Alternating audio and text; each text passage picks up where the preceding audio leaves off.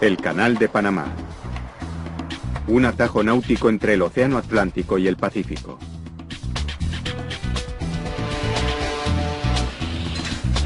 Cuando se acabó el canal en 1914, era una maravilla de la ingeniería, que les ahorraba a los barcos un agotador viaje de 2 semanas bordeando Sudamérica. Pero en la actualidad, los grandes cargueros lo han colocado en una difícil encrucijada. El comercio mundial presiona a los ingenieros para que estudien la posibilidad o la conveniencia de rediseñar el canal. A menos que Panamá pueda acondicionar el canal para el siglo XXI, pronto podría quedarse anticuado y obsoleto. Son las 6:30 de la mañana en la entrada atlántica del Canal de Panamá.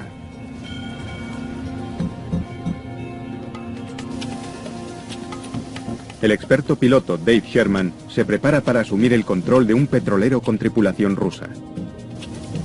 El Canal de Panamá es el único lugar del mundo en el que un capitán debe ceder el mando de su embarcación. Estamos en la crecida. Hay que aproximarse con cuidado para que no haya accidentes. Tras 25 años de trabajo, Dave sabe que debe permanecer alerta.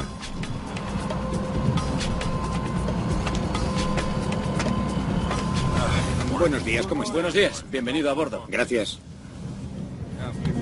Navegar por el canal es un trabajo muy especializado y sometido a mucha presión, desde el principio hasta el final. ¿Capitán? Sí. Buenos días, Dave Sherman, ¿cómo está? Bien. El más mínimo error podría resultar catastrófico. Los barcos de hoy. Gracias. Se necesitan 8 años de intensa preparación para ser piloto del canal. En la actualidad, son menos de 200 los pilotos capacitados que hay en todo el mundo. En un día normal, unos 36 barcos cruzan el canal en ambas direcciones, transportando 450.000 toneladas de carga. Si el canal se bloqueara, el comercio internacional se encontraría en un punto muerto. Desde el lado atlántico del canal, Dave tendrá que cruzar 3 esclusas, que elevarán el buque 26 metros y lo conducirán al lago Gatún.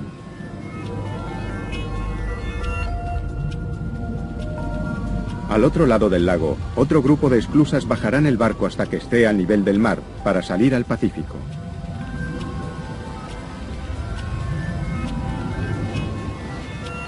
Dave tardará 10 horas en recorrer con el buque los 80 kilómetros del canal. Eso si no hay contratiempos. A estribor. A 1 kilómetro canal adentro, Dave se encuentra con el primer conjunto de esclusas, las esclusas del Gatún. Bien, ¿cuál es la posición de 10 ahora? Cada esclusa tiene 3 cámaras independientes pero conectadas.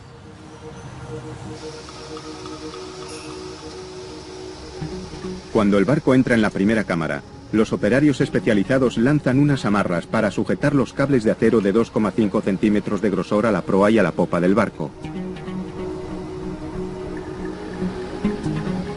Los cables están conectados a 2 potentes locomotoras que circulan a ambos lados del canal. Cada locomotora puede remolcar 32 toneladas, o lo que es lo mismo, 2 aviones de combate F-14. Pero se necesitan 6 locomotoras para guiar este barco de 60.000 toneladas a la cámara de la esclusa. Dave reduce la potencia. Su pericia como piloto va a ser puesta a prueba. El capitán ruso está nervioso. Su barco tiene 32 metros de manga. La cámara de la esclusa solo mide 33 metros y medio de ancho. Queda menos de 1 metro libre a cada lado.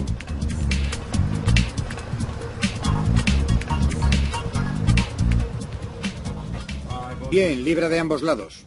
Dave necesita que se hagan unos leves ajustes. Ya podéis dejar eso, número 2. Parte número 2. La maniobra exige la precisión de un cirujano. Un golpe dentro de las cámaras podría romper el casco.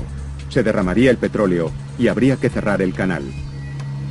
no hay salida de emergencia. Ajustando constantemente la tensión de los cables, las locomotoras mantienen el barco centrado en la cámara. Su movimiento debe estar perfectamente sincronizado para que los cables se mantengan tensos. Las compuertas se cierran reteniendo el agua del océano.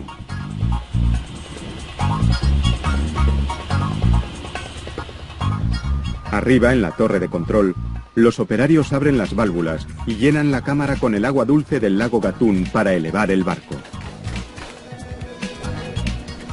Aquí control. Son los mismos controles que se instalaron hace más de 90 años.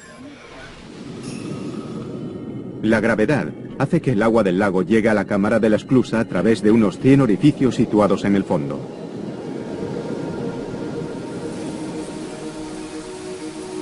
El agua que entra empieza a subir el barco hasta el nivel de la siguiente cámara. El agua debe entrar a un ritmo constante. Una turbulencia podría aplastar el barco contra los laterales y romper los cables de acero tensados de media tonelada con una fuerza tal que podría partir a una persona en dos. Una vez que el barco ha sido elevado, las locomotoras suben hasta la siguiente cámara.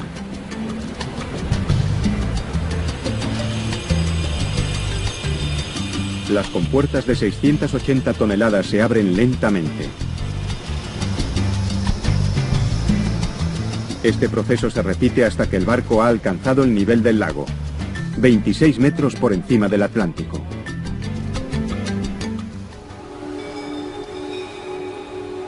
A un barco como este se le considera un Panamax, porque tiene el tamaño máximo permitido para cruzar el canal.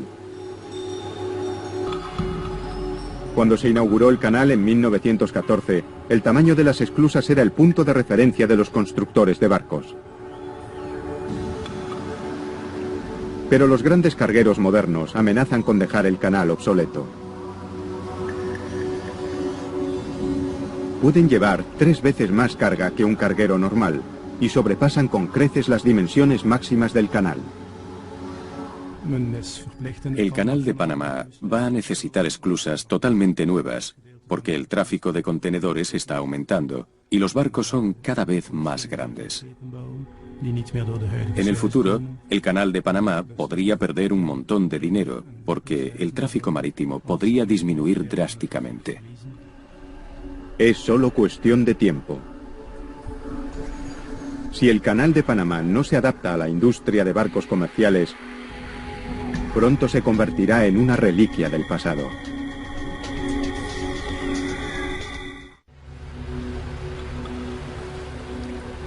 $13.000 barcos transitan por el canal de Panamá cada año, transportando 172 millones de toneladas de mercancías. Este pasillo transcontinental aporta al gobierno panameño casi 600 millones de euros en concepto de peajes. Pero estos ingresos podrían perderse si no se rediseña el canal para que se adapte a los barcos modernos.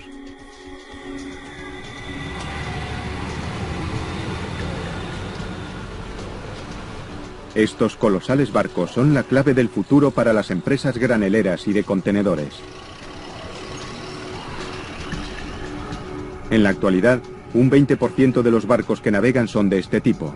En el año 2020, su número como mínimo se duplicará.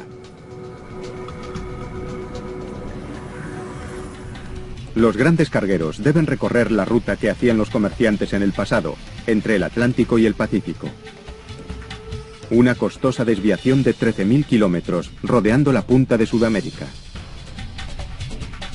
Para barcos como estos, es como si nunca se hubiera construido el canal. Durante 65 años, los Estados Unidos gestionaron y dirigieron la zona del canal, a cambio de un arrendamiento al gobierno panameño. Pero en 1979, los Estados Unidos empezaron a ceder el control del canal a Panamá. Este pequeño país de 3 millones de habitantes se convirtió en un destacado protagonista del comercio internacional. Panamá destinó millones de euros a la preparación de personal durante los 20 años de transición. La Autoridad del Canal de Panamá, una entidad autónoma del gobierno panameño, se instituyó para dirigir, gestionar y mantener el canal. Tras décadas de negociaciones, se cumplía al fin el antiguo sueño de Panamá de hacerse con el control del canal. Sin embargo, se toparon con un gran inconveniente. Cuando a finales de 1999 Panamá recuperó el control completo del canal, era necesario realizar reformas significativas y cuanto antes para mantenerlo operativo. En la actualidad, más del 90% de la plantilla del canal está integrada por panameños, incluidos gran parte de los puestos técnicos y directivos vitales para su funcionamiento. La Autoridad del Canal de Panamá debe sopesar el impacto que tendría cualquier cambio en el canal sobre sus empleados y sobre la población local. Para nosotros, los panameños son el elemento más importante en la decisión, los beneficios que este proyecto o cualquier proyecto del canal le genere al pueblo panameño. Bajo el mando de la Autoridad del Canal de Panamá se han realizado ya muchas mejoras. 100 locomotoras más potentes, cada una de 2 millones de euros, guía ahora a los barcos por las esclusas.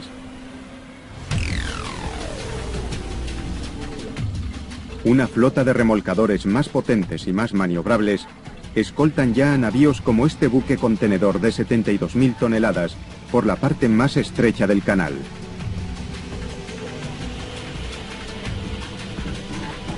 Modernos mecanismos hidráulicos abren y cierran ahora las enormes compuertas de metal de las esclusas, de más de 600 toneladas de peso.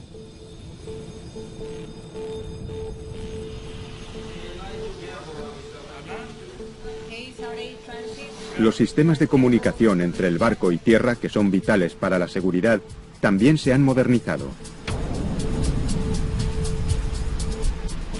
El GPS ayuda a los ingenieros a realizar un seguimiento exhaustivo de los barcos que atraviesan el canal con precisión milimétrica.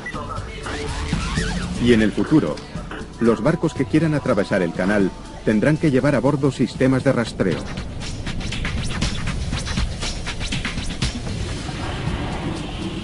Pero estas mejoras son mucho más fáciles de realizar que la ampliación del canal. Si Panamá decide invertir en su ampliación, las máquinas tendrían que despejar miles de hectáreas de selva a ambos lados.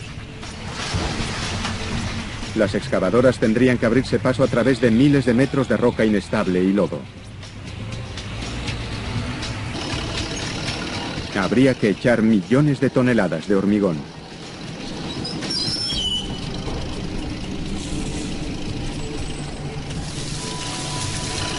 Pero el mayor reto de todos sería construir nuevas esclusas al lado de las actuales.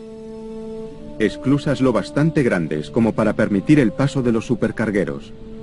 Las nuevas esclusas, 3 veces más grandes que las originales, pasarían a ser las mayores del mundo. Yo creo que la tecnología que tenemos hoy, con la cual contamos, no existía en 1904 y mucho menos en el 14 tampoco. Así que no hay ninguna duda en mi mente de que el proyecto, bajo el punto de ingeniería, es realizable. Sí, ¿cuál es la situación de los 10 remolcadores del sur? Volvamos al petrolero. Han pasado ya 2 horas desde que Dave Sherman empezó a guiar el barco hacia la salida de las esclusas, al lago Gatún. Este lago de agua dulce, de 431 kilómetros cuadrados, que en su tiempo fue la mayor masa de agua artificial, tiene una extensión casi 3 veces superior a la del lago Como, en Italia.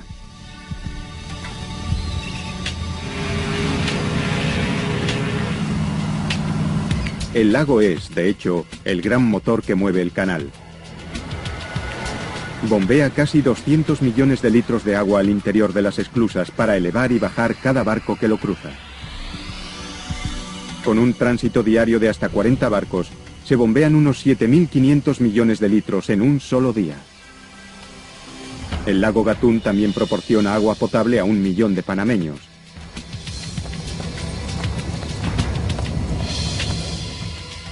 Para crear el lago, los ingenieros construyeron la presa de Gatún, en el río Chagres, la mayor del mundo en su época. Fue una proeza extraordinaria de la ingeniería.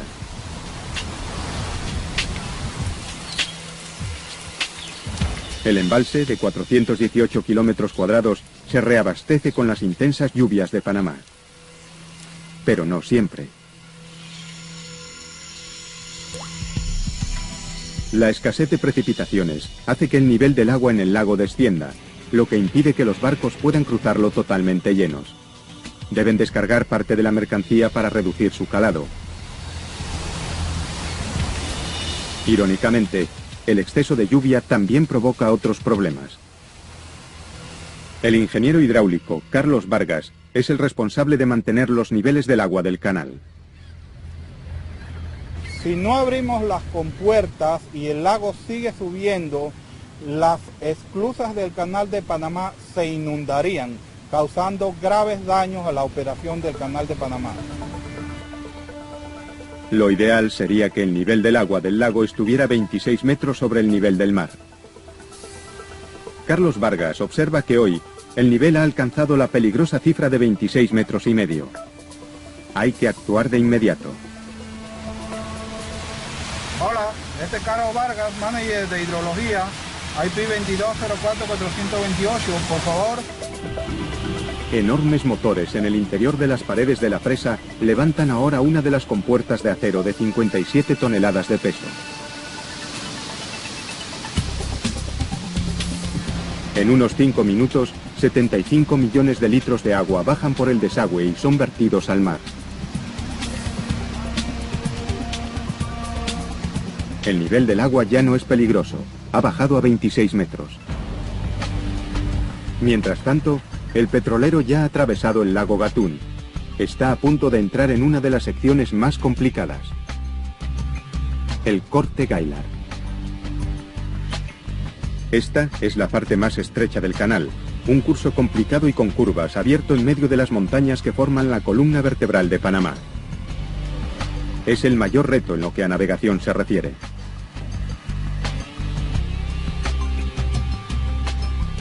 Estas montañas estuvieron a punto de impedir la finalización del canal.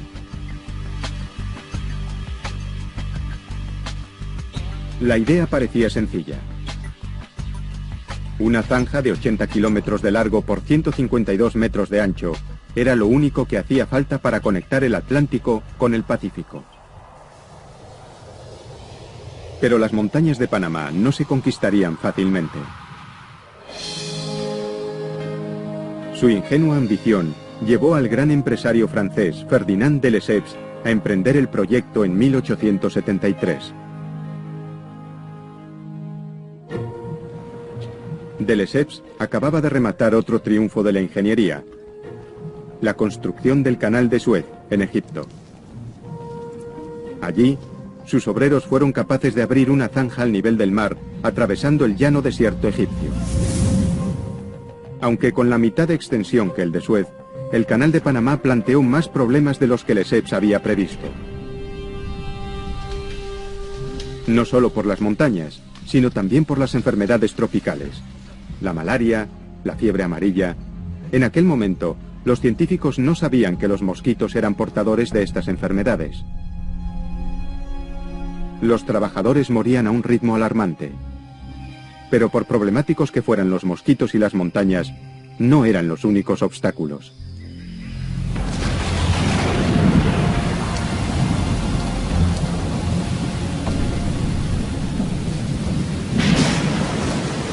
Durante los 4 meses de la estación lluviosa, una cascada de 2,5 metros de agua cayó sobre los operarios franceses. Y en varias y repentinas inundaciones, arrastraron consigo meses de excavaciones. Cuando parecía que la situación no podía empeorar más, en 1882 se registró el único terremoto importante en la historia de Panamá.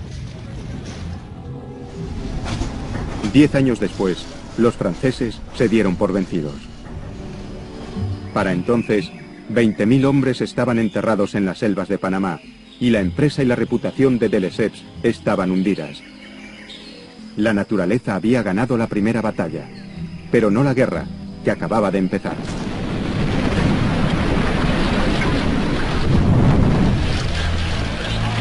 El siguiente visionario en retomar la causa del Canal de Panamá fue Theodore Roosevelt, el 26º presidente de los Estados Unidos de América. Roosevelt pensaba que el canal interoceánico era fundamental para reforzar el poder estadounidense en los 7 mares. Eligió a John Stevens para el puesto de ingeniero jefe del proyecto en 1905.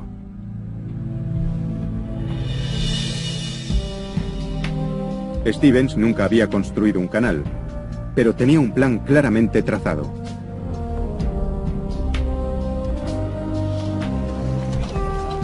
Primero, paralizó todos los trabajos de construcción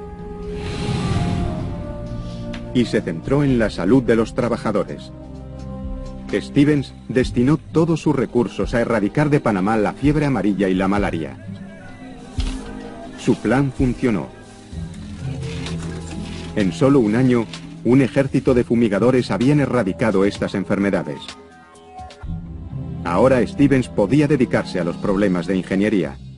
El primero era el peligroso río Chagres, que causaba unas mortales inundaciones. En lugar de luchar contra el río, como había hecho de Lesseps, Stevens decidió sacarle partido. Propuso represar el río en su desembocadura al Atlántico para crear un lago, el Gatún, a 26 metros sobre ambos océanos. Esta antigua filmación demuestra su enfoque. Stevens diseñó un conjunto de 3 esclusas a cada lado del lago para levantar y bajar los barcos sobre las montañas hasta alcanzar el nivel del mar al otro lado.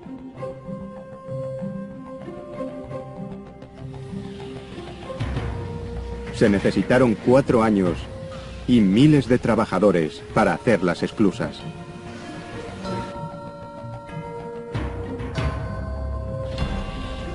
En aquella época era inimaginable que los cargueros pudieran dejarlas obsoletas.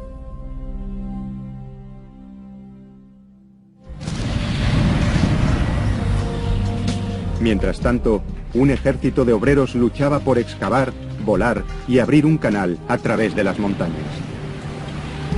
Las temperaturas en el corte Gaillard podían alcanzar los 40 grados. Como escribió un empleado a su familia, es como trabajar en el infierno. Pero por muy incómodo que resultara el clima panameño, los deslizamientos de tierra suponían una amenaza mucho peor. El canal, la construcción del canal, era en realidad una pesadilla para los ingenieros. En realidad tenían un material muy malo para usar, ¿ok? Y este material era el que se derrumbaba siempre, porque no tenía suficiente resistencia. El canal de Panamá se abrió finalmente en 1914. Más de 30 años después del inicio de las excavaciones, con un coste de 400 millones de euros y más de 30.000 vidas. El canal fue anunciado como una maravilla de las megaconstrucciones, un testimonio del potencial ilimitado del ingenio humano. Porque ese sueño de poder conectar los 2 océanos, son los 2 grandes océanos que conectan el mundo. Y eso es una de las obras de ingeniería donde el hombre realmente se ha antepuesto ante la naturaleza y lo ha logrado de una manera eficiente. Y yo creo que el canal de Panamá, por eso que se llama una de las maravillas del mundo. Pocos de los que atraviesan el canal hoy conocen el tremendo sacrificio humano que supuso su construcción. Seguramente, Dave tenga otras preocupaciones mientras pilota el petrolero. Está a medio camino en el corte Gaillard, en la parte más estrecha del canal. Un error ahora, incluso el más mínimo viraje desafortunado, y podría chocar contra una roca y destrozar el barco. ¿Es esta su radio? Enciéndala, quizá consigamos una frecuencia. Para los que no tienen los 25 años de experiencia de Dave, hay una forma más segura de cruzar el canal. Recibido. Más despacio, Ed. Más despacio, Ed. En un simulador de navegación, uno de los 4 de su categoría que hay en el mundo. En realidad, es un videojuego de gama alta, que le permite al piloto en prácticas realizar un trayecto completo por un canal virtual, en el que tendrá que enfrentarse a todo tipo de situaciones complicadas, desde niebla espesa, falta de propulsión, colisiones. Nos dirigimos hacia la orilla, te necesito ahora. fuerte marejada y 100 peligros más. Sí, todo va bien.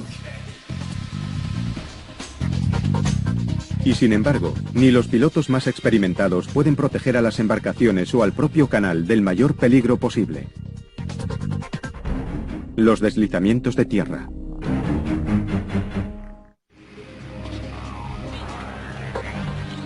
Cuando se acabó el canal en 1914, se le consideró un hito de la ingeniería y un testimonio del ingenio humano.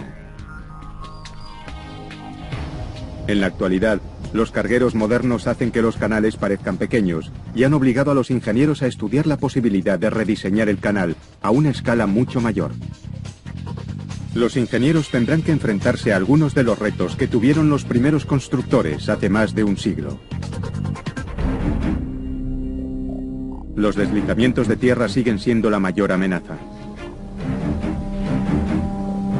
En 1915, justo un año después de su apertura, 13 kilómetros de la orilla del Corte Gaillard se derrumbaron sobre el canal. El peligro sigue existiendo, a causa de la inestabilidad del suelo, formado por capas de roca, arcilla y pizarra.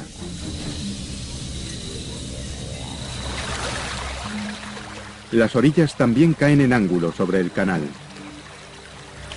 Cuando llueve, el agua empapa las capas porosas, añadiendo un peso tremendo a las orillas.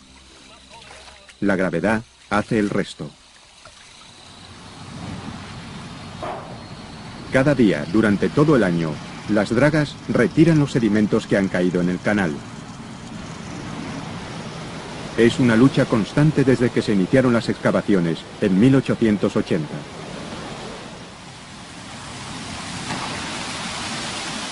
Hoy, modernas dragas como esta pueden recoger 113 toneladas de lodo y roca de una sola vez.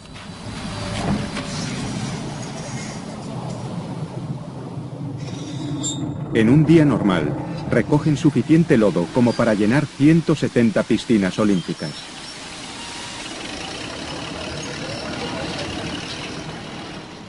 Si los ingenieros deciden ensanchar y reformar el canal para los grandes cargueros, tendrán que dragar lodo suficiente como para llenar millones de piscinas olímpicas.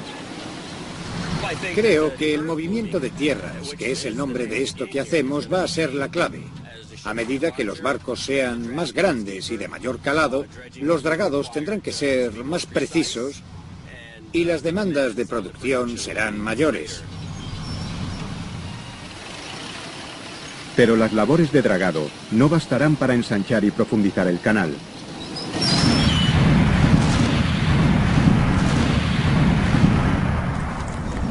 También habrá que hacer voladuras, lo que aumenta el riesgo de deslizamientos de tierra. Aún quedan muchas decisiones por tomar. ¿Merece la pena correr los riesgos que supone rediseñar el canal? Y de ser así, ¿cuál sería el mejor enfoque para un proyecto de tal envergadura? El petrolero de Dave ha atravesado sin contratiempos el Corte Gaillard. Aún debe pasar por las esclusas de Pedro Miguel, que le harán descender 9,5 metros hasta Miraflores, otro lago artificial. Las nuevas esclusas propuestas podrían hacerse al lado de las antiguas. Los barcos más pequeños podrían seguir usando las viejas, mientras que los grandes y modernos cargueros usarían las nuevas. La construcción de las nuevas esclusas es el mayor reto para los ingenieros.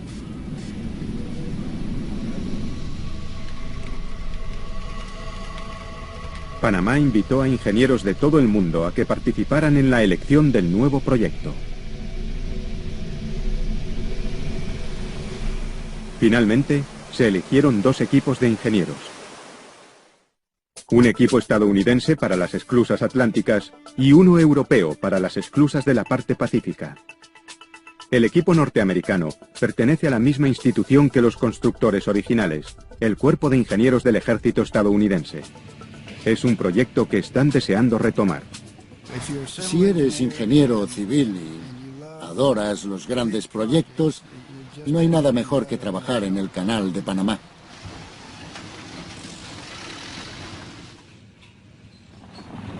La geología panameña siempre ha sido un gran obstáculo. El tipo de roca determinará el diseño de las esclusas atlánticas propuesto por los ingenieros. La parte atlántica tiene roca blanda. La parte pacífica tiene roca muy dura y eso marca una gran diferencia en el tipo de estructura que diseñes.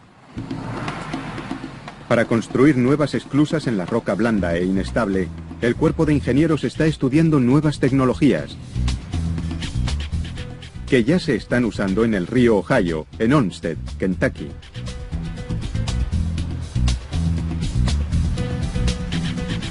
Durante 5 años, los ingenieros se esforzaron en diseñar una presa y una esclusa nuevas aquí, en uno de los canales más activos de los Estados Unidos. Si hubieran cerrado la esclusa mientras se construía la nueva presa, se habrían perdido 2 millones de euros al día en ingresos. Los ingenieros propusieron una alternativa radical: construir la presa en mojado. En lugar de crear un enorme dique seco en medio del río, prefabricaron las secciones de la estructura gigante en tierra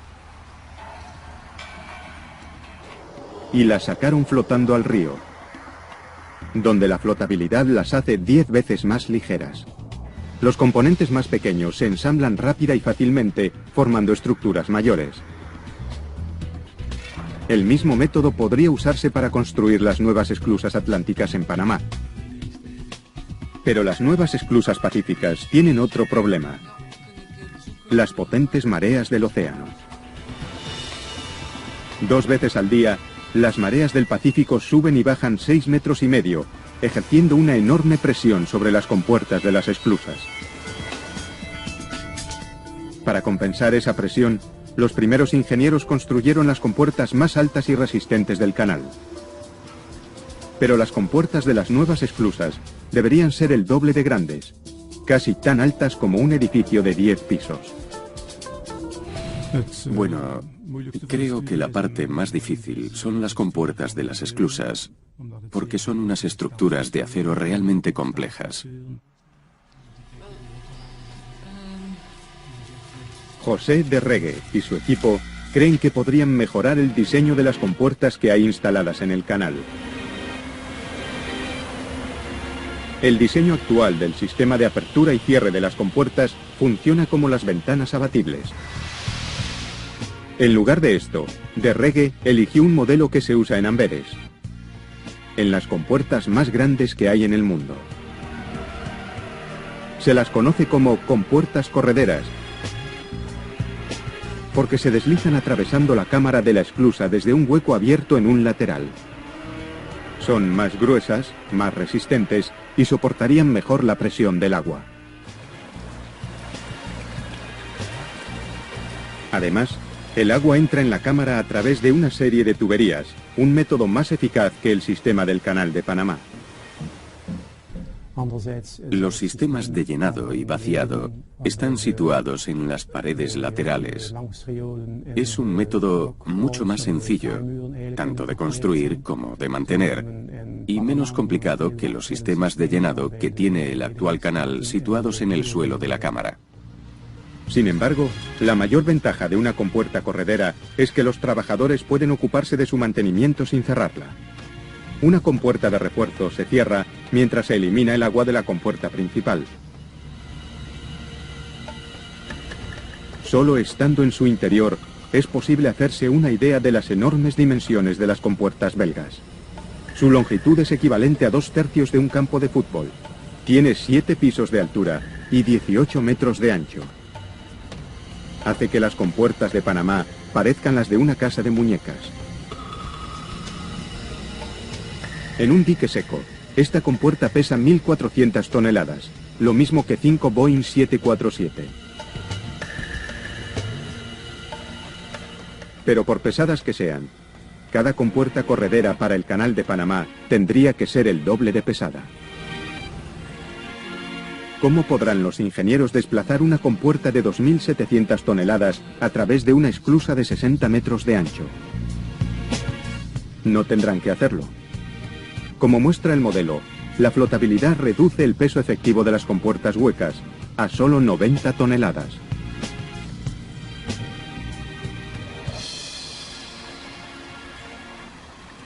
Pero antes de aprobar algún diseño, debe ponerse a prueba usando modelos a escala en un laboratorio como este. Gestionado por el Cuerpo de Ingenieros del Ejército de los Estados Unidos en Mississippi. Trabajar aquí en el laboratorio del Cuerpo de Ingenieros ha sido muy agradable para mí. Muchas veces se nos ha acusado de ser niños grandes con juguetes grandes. Y en realidad sí, es muy divertido, sobre todo cuando vemos que lo que hemos ayudado a diseñar ha supuesto una mejora. Los ingenieros comprueban el comportamiento de las compuertas sometidas a una fuerte presión de agua. La nueva esclusa debe permitir que el agua suba uniformemente y despacio, o las consecuencias podrían ser terribles para un barco.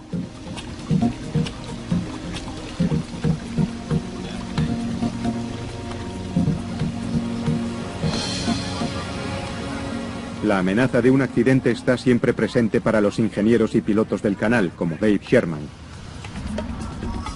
Está a punto de llevar el petrolero hacia la última esclusa, cerca de la entrada pacífica del canal. Cruzar el canal le ha costado a los propietarios del petrolero 295.000 euros en peajes. Una ganga, comparado con el largo y complicado viaje bordeando Sudamérica. Antes de que Panamá pueda ampliar su canal para adaptarse a los nuevos barcos, aún queda otro obstáculo de diseño por salvar. ¿Qué propulsará a las nuevas compuertas? El agua es el motor que propulsa cualquier sistema de esclusas. Pero el lago Gatún no contiene agua suficiente como para elevar los grandes barcos en las nuevas esclusas. Los ingenieros deben resolver el problema del agua o nunca se harán realidad sus sueños de ampliación del canal para adaptarlo a los grandes cargueros. El equipo de diseño estudió tres opciones. Una era reducir el número de cámaras de la esclusa de 3 a 2. Con menos cámaras se reduce el consumo de agua, pero una cámara menos haría peligrar el suministro de agua potable de millones de panameños. Esto se debe a que el agua salada que entra en la cámara de la esclusa más próxima al océano ahora se diluye en agua dulce en 2 cámaras más. Eliminar una cámara significaría más agua salada en el lago.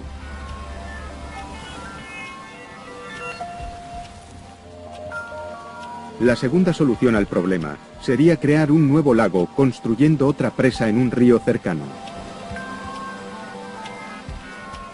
Sin embargo, esta opción es la menos favorable, porque supondría la expropiación de muchas casas para dejar espacio al lago. En Alemania, los constructores de canales diseñaron una solución alternativa. Se llama elevador de barcos.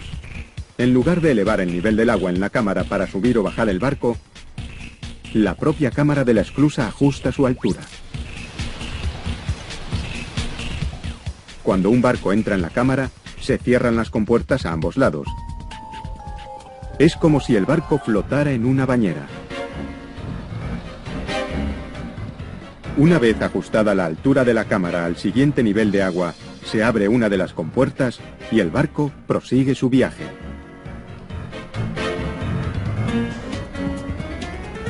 Quizás lo más innovador de este diseño es que no se desperdicia agua. Pero los barcos que atraviesan estas esclusas pesan 900 toneladas, la 60ª parte de los barcos que cruzan Panamá. Diseñar un mecanismo lo bastante potente como para levantar grandes cargueros puede ser una empresa hercúlea. Sin embargo, existe otro método para utilizar el agua de las esclusas que podría resultar útil a Panamá. Tanques para ahorrar agua. Un sistema de tanques de almacenamiento temporal que reciclan el agua. Cuando un barco quiere transitar desde una zona más alta a una más baja en este canal alemán, los ingenieros liberan el agua de la cámara de la esclusa superior. Pero en lugar de verter el agua al río, es recogida por un tanque cercano.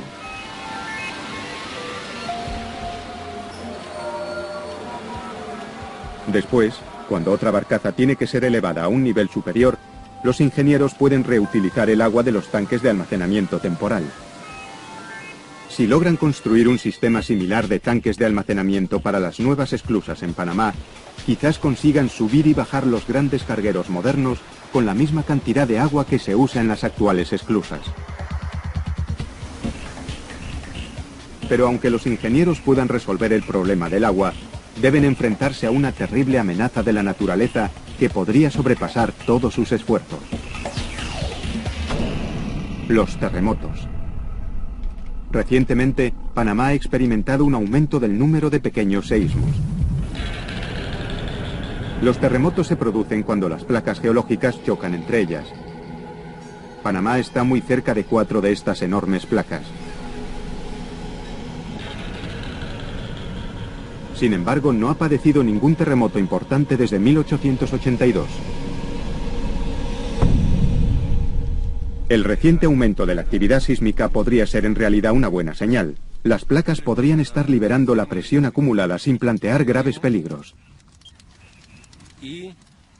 Estos pequeños seísmos podrían ser también los primeros avisos de un futuro terremoto asesino.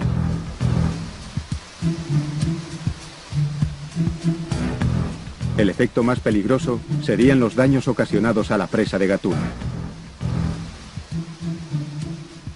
Si la presa se agrietara, el lago se vaciaría en 6 días y el canal estaría fuera de servicio durante 3 años, que sería lo que tardarían las lluvias en rellenar el lago. Pero los muros de la presa de Gatún tienen unos 120 metros, e incluso los estudios más pesimistas no prevén ningún terremoto lo bastante fuerte como para agrietarlas. Aún así, los dos equipos de diseño trabajan para minimizar el impacto de un terremoto sobre las nuevas esclusas. Si hubiera un terremoto y la estructura no estuviera diseñada para soportarlo, teniendo en cuenta la tremenda presión hidrostática que ejerce el agua sobre las paredes, sería una auténtica catástrofe para la presa. Los ingenieros reconocen que cualquier estructura sometida a un terremoto importante sufriría ciertos daños. Su objetivo es impedir que se derrumbe por completo.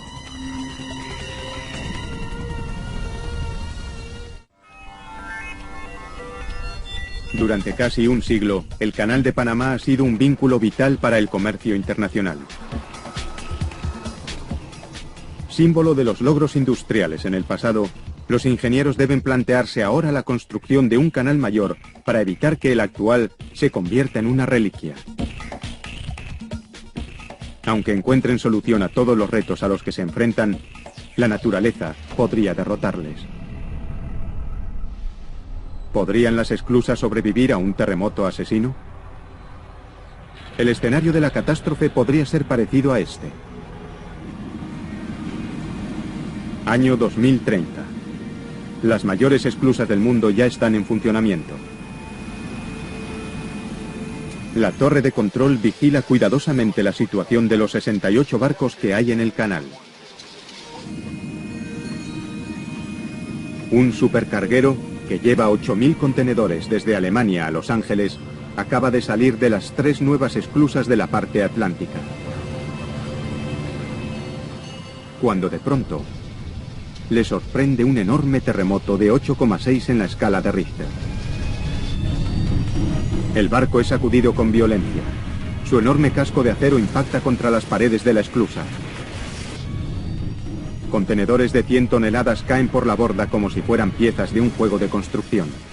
Los cables de acero se rompen.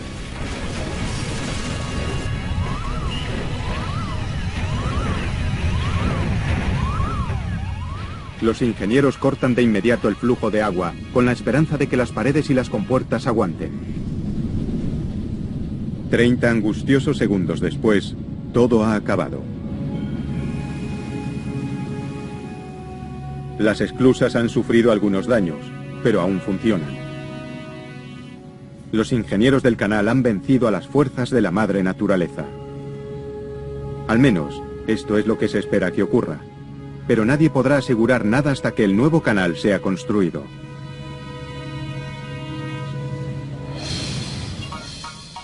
Son las 6 de la tarde y Dave Sherman atraviesa con el barco la última esclusa, alcanzando el Océano Pacífico. Ha tardado 10 horas, pero ya ha acabado su trabajo. Algún día, en un futuro cercano, Dave podría pilotar un barco 2 o 3 veces más grande, con el que cruzaría un canal más ancho y más profundo. Pero la ampliación del canal plantea más retos de diseño de los que afrontó el equipo original de construcción.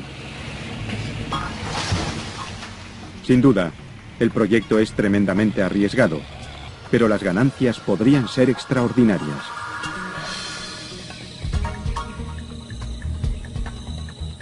Un canal más grande supondría un avance en la carrera de Panamá dentro del comercio internacional.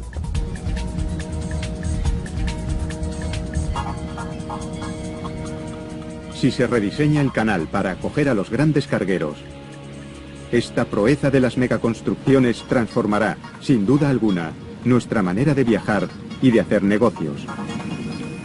Al igual que sucedió con el Canal de Panamá original a principios del siglo XX.